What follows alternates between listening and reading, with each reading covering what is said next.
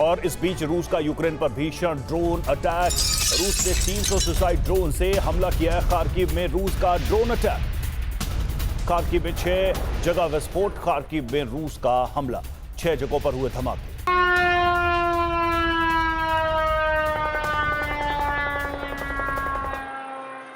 और रूस यूक्रेन युद्ध में अब एक ऐसा मोड़ आ गया है जहां से युद्ध की दिशा बदल सकती है। और युद्ध में ये टर्निंग पॉइंट लाया है अमेरिका के प्रेसिडेंट ट्रंप ने, जिन्होंने यूक्रेन के लिए हथियारों की डिलीवरी पर न सिर्फ हामी भर दी है बल्कि रूस पर हमले की बंदिशें भी हटा ली हैं। अब ट्रंप के इस फैसले से यूरोप पर क्या असर पड़ेगा और रूस के अंदर की स्थिति कितनी बदल गई है, इसकी पूरी तहकीकात इस एक्सक्लूसिव रिपोर्ट में। ट्रंप का प्लान तैयार, यूक्रेन भेजेंगे हथियार। यूक्रेन रूस की जंग में पहला टर्निंग पॉइंट था यूक्रेन का ऑपरेशन स्पाइडरमैन,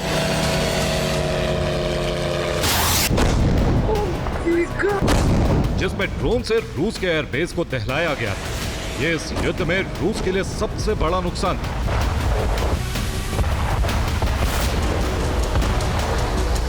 पर अब वक्त है दूसरे टर्निंग पॉइंट। मिलेंगे लॉन्ग रेंज हथियार, यूक्रेन करेगा दूर तक वार।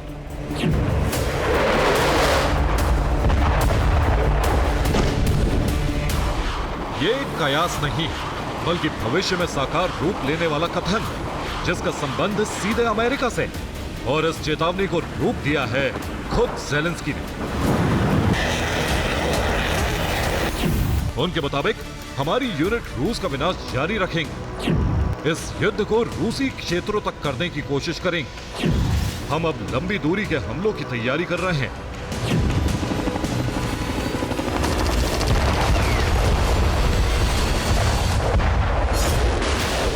ज़ेलेंस्की ने यह ऐलान एक पोस्ट के जरिए किया और यह संभव हुआ है जंग की दिशा बदलने वाले फैसलों से, जिसका केंद्र है अमेरिका के प्रेसिडेंट डोनाल्ड ट्रंप। और फैसला यह है कि अब यूक्रेन को न सिर्फ रक्षा उपकरणों की सप्लाई होगी बल्कि लॉन्ग रेंज हथियार भी मुहैया कराई जाएगी। हालांकि ट्रंप ने सिर्फ पेट्रियट सिस्टम का नाम लिया, लेकिन दूसरी तरफ यह भी साफ कर दिया है कि यूरोपीय देश यूक्रेन के लिए जिन हथियारों की मांग करेंगे वो सप्लाई किए जाएंगे। और इनमें लॉन्ग रेंज हथियार भी शामिल होंगे, जिसका सीधा मतलब है कि ट्रंप डिफेंसिव नहीं ऑफेंसिव डील पर सहमत है। यानी ट्रंप ने यूक्रेन को रूस पर हमले की अनुमति दे दी।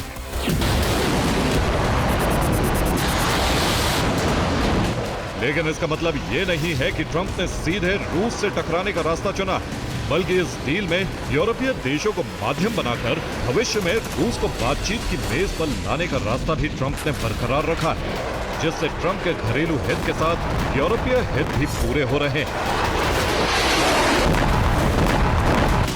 इसका मतलब है कि ट्रंप जिस रणनीति पर आगे बढ़ रहे हैं वो न सिर्फ रूस पर भारी पड़ने जा रही है, यूक्रेन और यूरोप को ताकतवर भी बनाएगी। यही वजह है कि अब यूरोप के हौसले बुलंद हैं और इस बुलंद हौसले की वजह है अमेरिका से यूक्रेन को दी जाने वाली मदद के लिए डील। और यूरोपीय देशों ने मिलकर यूक्रेन को मजबूत बनाने के लिए अमेरिका से जो डील की है, उसके तहत जर्मनी पैट्रियट सिस्टम, उसमें लगने वाली एसएएम मिसाइल और F-35A फाइटर जेट के लिए भुगतान करेगा। तो वहीं नॉर्वे ने भी पैट्रियट की यूनिट्स और AIM-9X air to air missile के लिए अमेरिका से डील कर ली है।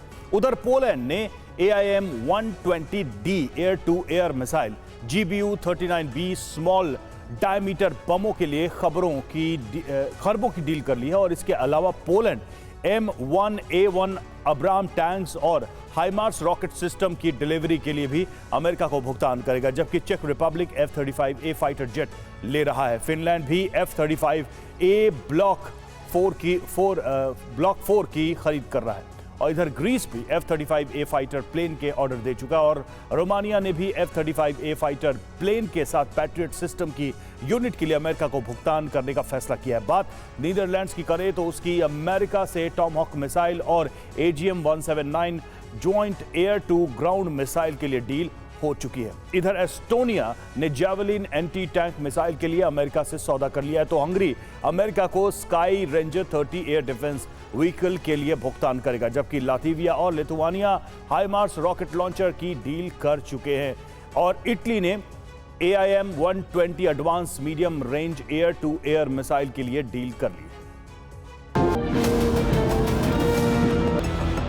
ट्रंप ने जो लॉन्ग रेंज हथियार देने का फैसला लिया है, उससे स्थिति बदलने जा रही।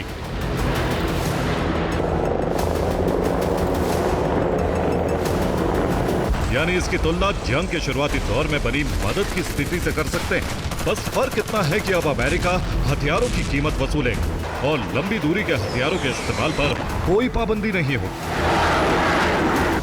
तो क्या यह रूस पर दबाव बढ़ाने वाली रणनीति है या फिर ट्रंप सीधे रूस से टकराव बढ़ा रहे हैं? इस सवाल को उठाने की वजह है फ्रांस के नेशनल डे की पूर्व संध्या पर आया इमैनुअल मैक्रों का बयान, जिसमें खतरे को सेकेंड वर्ल्ड वॉर से भी ज्यादा बताया गया है। उनके मुताबिक द्वितीय विश्व युद्ध के बाद अभी यूरोप को सबसे ज्यादा खतरा है। इसीलिए हम 2 साल में अपना रक्षा बजट दोगुना करेंगे, क्योंकि स्वतंत्रता के लिए हमें डर पैदा करना ही होगा।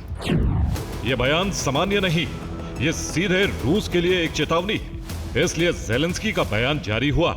जैसे ही ट्रंप ने हालात बदलने के संकेत दिए, रूस ने अपने बचाव के लिए कदम उठाने शुरू कर दिए।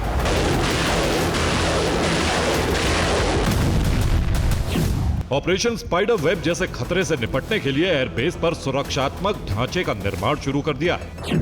रूस ने एयरबेस पर ही एयरक्राफ्ट के हैंगर्स को मजबूत बनाना शुरू कर दिया है।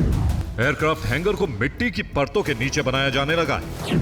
इन एयरक्राफ्ट हैंगर्स को एक मजबूत बंकर की शक्ल दी जा रही है।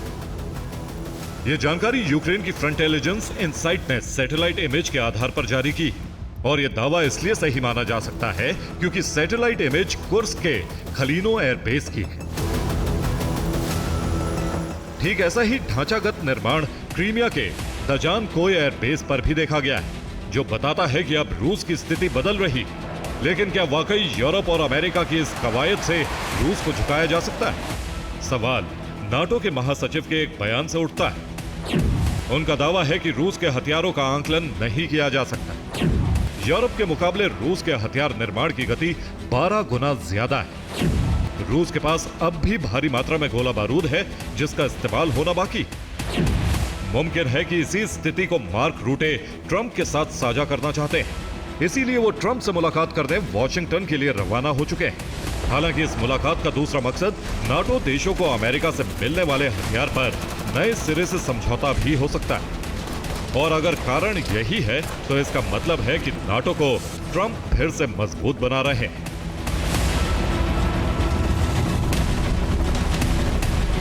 Bureau report, TV9 भारतवंश।